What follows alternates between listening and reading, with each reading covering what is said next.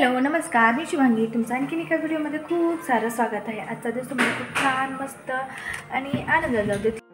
तर आज मुलांना सुट्टी आहे, आरूला ध्रुवला, आणि आज मतदान पण करायला जायचे. तर आजचा बेत आहे, म्हणजे मुलांची फरमाईश, म्हणजे मुलांना खूप दिवसापासून नाही ना पावभाजी खाण्याची इच्छा होती. मग इतर वेळी तर पॉसिबल होत नाही, मग सुट्टीच्या दिवशी. तर आज मी बनवणार आहे पावभाजी. त्याची रेसिपी मी शेअर करणार आहे. प्लस घरातील बाकीचं सगळं आवरावरी करून झालं. आवरावरी म्हणजे झाडून वगैरे काढून झालं. अगोदर गरम पाणी इकडे कोमट पाणी पिण्यासाठी ठेवले, आणि इकडे मुलांना आता चहा वगैरे करून देणार. मी पावभाजी बनवायच्या अगोदर बाहेर आली, कारण हिरवी मिरचीचं झाड होतं, त्याला हिरव्या मिरच्या लागलेल्या. रोज करून थोड्या थोड्या मिरच्या निघतात, तर मी रोज अशा प्रकारे काढून घेते. आणि घरासमोर खूप सारे झाडं लावलेली आहेत, त्यात वांग्याचं पण आहेत, मिरचीची पण आहेत, पण थोडीशी जनावरांनी खाल्लीत. 2 कुंड्यात लावली आणि बिया पण टाकलीत मिरचीच्या एका कुंडीत. इथं घेवडे मिरची मासं बघितलं, एकच राहिलं आता. त्याला पिलं होते तर एवढं. चला, कुणाचा ब्रश आहे? देवाचा.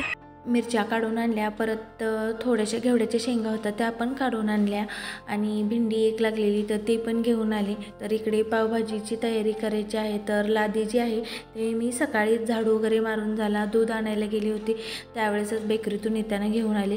तर पावभाजी बनवण्यासाठी जे जे साहित्य लागते ते फ्रीजमधून काढून घेतलं. बटाटे, टोमॅटो, शिमला मिरची आणि वाटाणे जे आहे ते रात्री भिजत घातलेले, छान असे भिजलेले.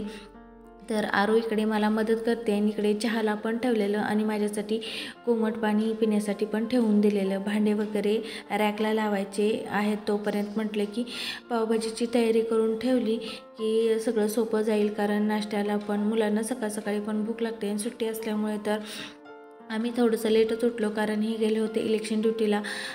दादा, आरू आणि मी, आम्ही चौघंच घरी होतो, त्यामुळे आजचा हा पावभाजीचा म्हणजे बेत केलेला आहे. तर इकडे एका कुकरमध्ये मी वाटाणे आहेत ते शिजायला घातलेले आहेत, कारण वाटाणे अगोदर शिजायला घालते मी प्रत्येक वेळेस, कारण ते लवकर गाळ होत नाहीत, म्हणजे बारीक होत नाही. सगळ्या भाज्यांबरोबर सगळ्या भाज्या लवकर मऊ होतात, त्यामुळे मी अगोदर काही करते, वाटाणे जे आहेत एका कुकरला लावून दिले, पाणी वगैरे पिलं. त्यानंतर इकडे वाटाणे शिजून झाले होते, तर ते मॅशरच्या साहाय्याने बारीक करून घेतले, आणि बटाटे बारीक कट करून घेतलेले, टोमॅटो, त्यानंतर शिमला मिरची जी आहे ती पण मी आता कुकरला लावून देणार आहे. आणि जास्त म्हणजे बारीक चॉप केलं नाही चॉपरनी, कारण कुकरमध्ये शिजायला घातल्यामुळे ते लवकर शिजलं जातं. त्यानंतर हा जो किचनवरचा पसारा आहे तो पण मी लगेचच्या लगे आवरून घेते, जेणेकरून जास्त राडा पण होत नाही, म्हणजे नंतर आवरायला पण सोपं जातं, किचन ओटा वगैरे क्लीन करायला पण बरं पडतं. त्यामुळे तर खालती मी कांदे वगैरे ठेवलेले होते, तर ते वरती काढून घेतले. त्यानंतर फ्रीजमधून मी काकडी, लिंबू ते सर्व पण काढून घेतलं. वाटाणे शिल्लक राहिलेले होते ते चाळणीमध्ये काढून ठेवले, ते पाणी निथळण्यासाठी. ते पण एका प्लास्टिकच्या डब्यामध्ये ठेवून दिले, म्हणजे ते फ्रीजमध्ये ठेवून देता येईल. तर आता इकडे मी तोपर्यंत पावभाजीसाठी तयारी करून घेते, म्हणजे फोडणीची. तर भाज्या जवळ शिजतात तोवर मी अद्रक लसूण सोलून घेतलेला, अद्रकची साल काढून ते सर्व काढून घेतलं, आणि त्यानंतर काकडी जी आहे ती अशा प्रकारे बारीक गोल काप करून ठेवून दिली. त्यानंतर थोडासा कांदा काढून ठेवला, लिंबू चिरून ठेवलं. तर इकडे एक पातेले घेतलं, त्याच्यामध्ये तेल टाकलं. तेल चांगलं गरम झालं की त्याच्यामध्ये अद्रक आणि लसूण ठेचून घेतलेला तो टाकला. त्यानंतर चॉपरच्या साहाय्याने 4-5 कांदे मी बारीक कट करून घेतलेले, कांदे छोटेसेच होते त्यामुळे जरा जास्त घेतले, आणि 2 मोठे टोमॅटो घेतले, तर ते पण चॉपरमध्ये बारीक चॉप करून घेतले, जेणेकरून ते पटकन शिजले जातील आणि एकदम बारीक असे मॅश होतील. तोपर्यंत इकडे कुकरमध्ये घातलेल्या सर्व भाज्या शिजून तयार झालेल्या, तर त्या मी पहिल्यांदा म्हणजे रवीने घोटून घेतल्या, कारण मला त्यांना सोपं पडतं, आणि थोडंसं मॅशरने पण मॅश केलं. तर आता चांगलं म्हणजे कांदा टोमॅटो बारीक मऊ झालेला, त्याच्यामध्ये मी अंबारीचं लाल तिखट टाकलं, ते जास्त तिखट नसतं आणि मुलं पण खातात त्यामुळे, आणि पावभाजी मसाला टाकला आणि तूप पण 4-5 चम्मच टाकलं. बटरऐवजी मी तूप वापरते, घरातील फ्रेश ताजं तूप आहे आणि खरंच सांगते फ्लेवर खूप छान येतो आणि मस्त लागते पावभाजी खायला. तर इकडे जे सर्व साहित्य घेतलं होतं म्हणजे पावभाजीचे मसाले एका डब्यामध्ये असतात, लाल तिखट एका डब्यामध्ये असतात, ते सर्व पुसून व्यवस्थित ठेवून देते जोपर्यंत पावभाजी म्हणजे शिजली जात नाही. ती जेवढी शिजलेल्या भाज्या होत्या त्या भांड्यामध्ये मी टाकून दिल्या. आता ती चांगली शिजू देते मी. तर अशा प्रकारे म्हणजे छान कलर पण आलेला, अंबारीच्या लाल तिखटाने खूप छान कलर येतो आणि शेवटी पावभाजी शिजली आणि त्याच्यामध्ये वरतून मी कोथिंबीर टाकून दिली.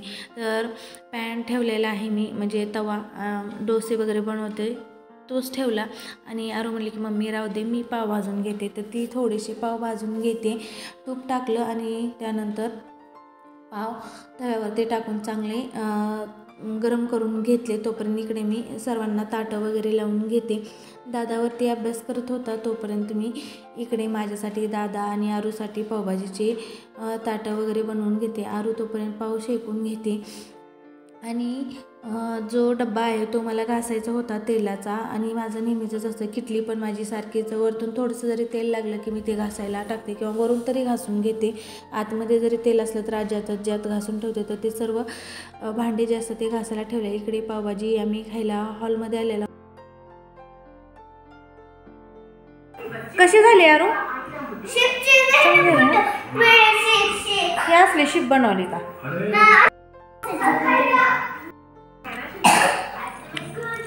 झाले का? घे की अजून बस का?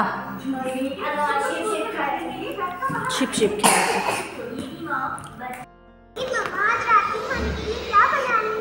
ये खुशबू बहुत अलग सी लग रही है, मुझे तो लगता है कि ये फ्राइड चिकन की है। सीख कबाब नहीं, चिकन मंचूरियन। चला मतदान करायचंय आता. किती वाजले? 4 वाजत आले. अरे माझी वॉच घे. ए दादा कडी लावून घे, आम्ही चाललो. मतदान करून आले आणि त्यानंतर घरातील सर्व कामं आटपली आणि आज वेळ होता तर मुलांना मी गार्डनमध्ये खेळायला घेऊन आले. आणि जास्त गार्डनमध्ये गर्दी पण नव्हती. मुलं आल्याबरोबर सीसॉवर बसली.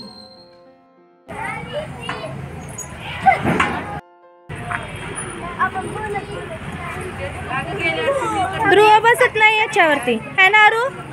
ध्रुव बसत नाही की नाही या झोप्यावरती?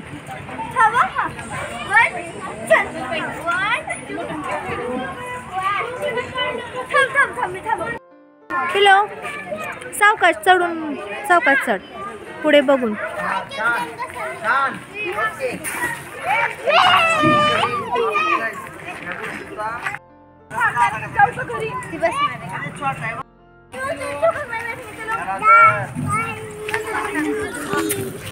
कुठे ध्रुवा?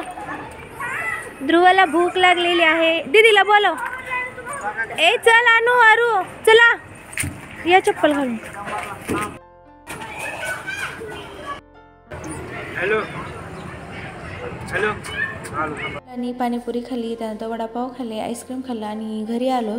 त्यानंतर आज घरी आल्याबरोबर जास्त काही कामं नव्हते आणि इस्त्री खूप करायची बाकी होती, म्हणजे कपडे. तर आरूचा युनिफॉर्मच केला, मला खूप कंटाळा आला, बाकीचे तसेच ठेवून दिले. तर असा होता आजचा व्हिडिओ. कसा वाटला कमेंटद्वारे नक्की सांगा.